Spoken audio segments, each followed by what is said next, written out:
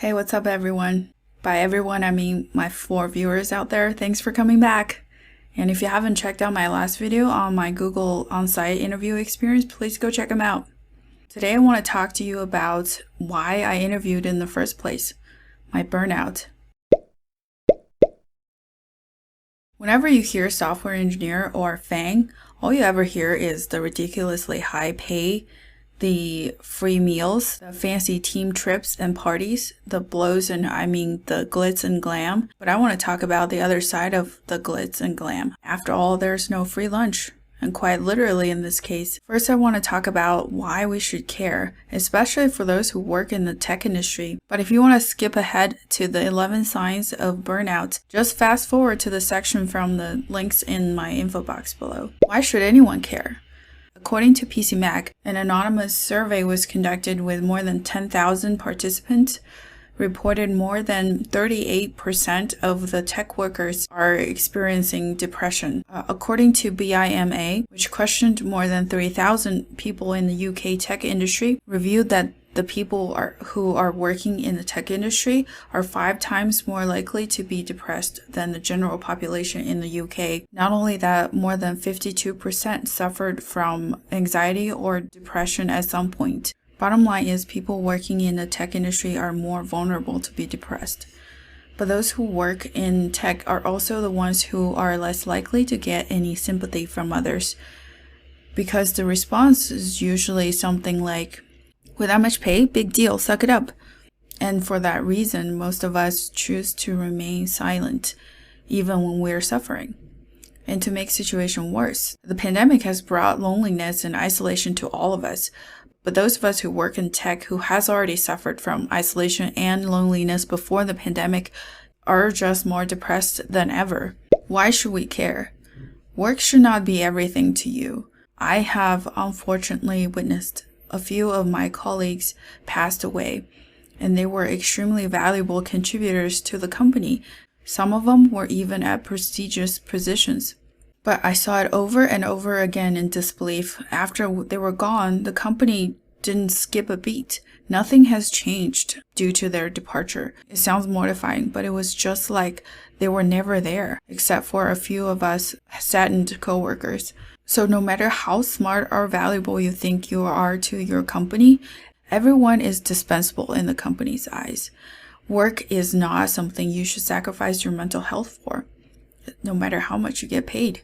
It's just not worth it. I often think if your job is treating you badly, it's kind of like you're in an abusive relationship with your work. The abusive relationship victims often don't realize they're in one until it's way too late, or they just never even realize it. Even when the signs and symptoms are so obvious to an outsider, it can be hard. It can happen to the best of us. And I am no doctor or psychiatrist, but I just want you to know some of us might be going through the same thing that you are going through, and it can be hard. So if you're seeing any of the signs or feel like you're sad and depressed, do seek help from the professionals. Background. Once upon a time, I was in love with my job. I enjoyed working with the brilliant people on my team, and it worked so well together. But then all of a sudden, some changes happened. Before I knew it, I started to notice some changes in myself. For the longest time, I thought it was my own problem. I thought it was me being the bad employee. I thought it was my hormones. I thought it was my family. I even thought it was my house being too small. It was ridiculous, but thinking back now, I wish I would have noticed some signs earlier, or I wish somebody would told me that it wasn't me. It was my job that was making me behaving that way, and it doesn't have to be that way. And it was one of the darkest times in my career, but it started out with pretty normal stuff. 11 signs of burnout in tech. Stage 1. Sunday syndrome. I was dreading getting up and working on Monday, and I just had a serious case of Sunday night syndrome. I've always had a little bit of it, but it was becoming very prominent during the time, and it just got worse and worse. 2. No motivation at work. I had no energy to look to the future for my career development or any side project to achieve more or to learn new things. I just had enough energy to get through the day and nothing more. What excited me the most about my job used to be learning and getting better at something I'm working on, but I was doing none of that. 3, cared less. More and more often, I started to care less about my surroundings or myself. I felt significantly less active and sluggish.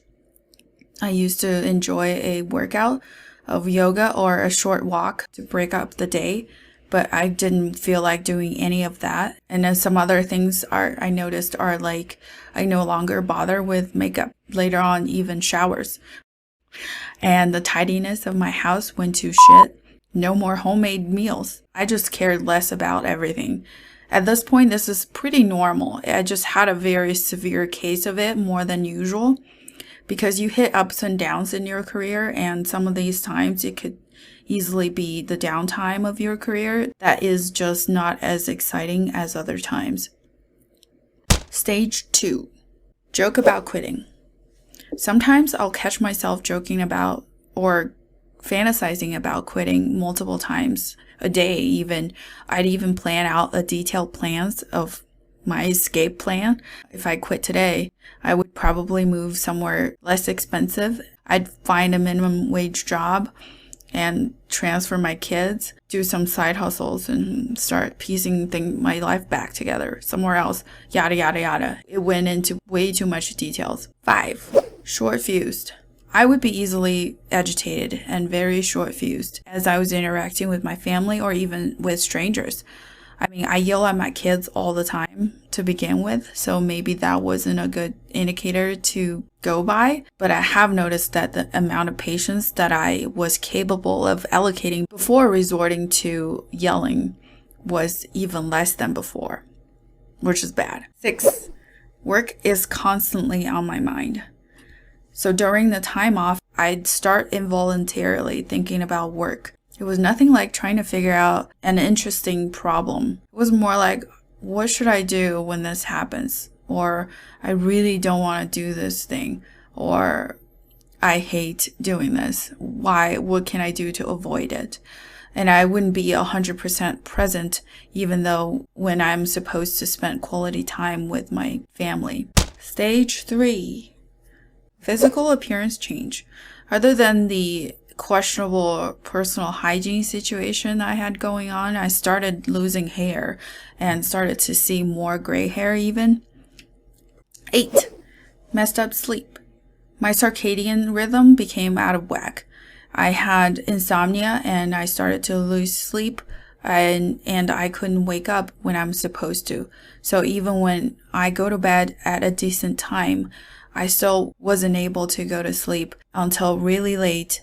And then just by the time I started to fall asleep, it was time to wake up. So I'll be in a very sedated state where waking up was just impossible. And then I'd rinse and repeat again the next day. And then also even my dreams started to become replays and variations of some of the stressful situations at work. 9, so many fights. I started to distress my own personal relationships. And I just started to have a lot more fights with everyone around me. And a little bit of disagreement or misunderstanding can just blow over the top. And it was very exhausting for me. And I bet it was 100 times worse for my family. Stage 4, 10, meltdowns. And then I started to have a lot more frequent meltdowns and just, the typical meltdown stuff, whatever you do when you melt down. And it was just happening a lot more often than ever before. 11, depression. I don't want to diagnose anyone, including myself, but when I started to have suicidal thoughts, I knew I have gone way too far and I needed help and some changes. So that was all. That was all 11 signs of burnout that I concluded from my own experience. And thanks for sticking around for my negative word vomit. And I apologize for that. To end it on a positive note, I am happy to report that I am thoroughly enjoying my work again. So there is hope. I hope you find this useful. After all, we spent more than a third of our time during the day at work. and we all just want to be happy, and we deserve to be happy. Let me know in the comments below if you or someone you know have had similar experience or similar hardships at work, working in the tech industries, or how you overcome your difficulties. Don't forget to subscribe for more career and tech videos. I am Iris the Virus. See you next time.